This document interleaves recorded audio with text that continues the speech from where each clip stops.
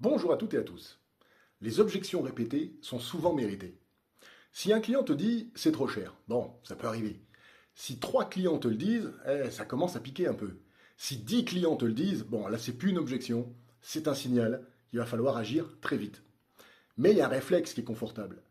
C'est de se dire, de se réfugier derrière le marché est dur, les clients sont compliqués, ils savent pas ce qu'ils veulent, c'est la faute des concurrents qui cassent leurs prix, les gens n'ont plus de budget. Peut-être, peut-être. Mais si tout le monde te dit la même chose, ben ce n'est peut-être pas le marché. C'est peut-être ton positionnement, ton discours, ton cadrage, la valeur perçue, ton manque de précision, ton énergie tout simplement. Donc, une objection isolée peut refléter une circonstance, mais une objection répétée, c'est souvent de ta responsabilité. Donc, les vendeurs qui progressent ne se vexent pas. Ils analysent, ils se demandent, mais à quel moment le doute apparaît? Qu'est-ce que j'ai mal clarifié? Est-ce que j'ai assez challengé le client? Est-ce que j'ai vraiment créé de la valeur avant de parler prix? Et prenons un exemple. Si tu entends souvent, on va réfléchir. C'est pas un hasard. Ça peut vouloir dire, je ne vois pas encore clairement le bénéfice.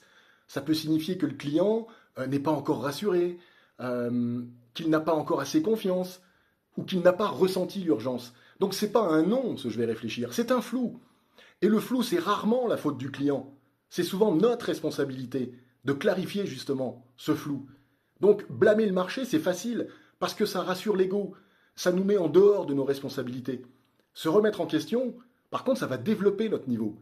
Donc un bon vendeur ne se demande pas pourquoi les clients sont comme ça, pourquoi ils réagissent ainsi.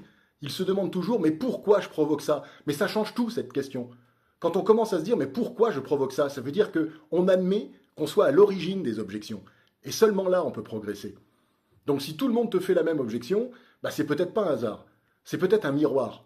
Il y a quand même une bonne nouvelle. C'est qu'un miroir, bah, ça ne sert pas à culpabiliser. Ça sert à ajuster et à s'améliorer. Bonne journée, partage et abonne-toi. Au revoir.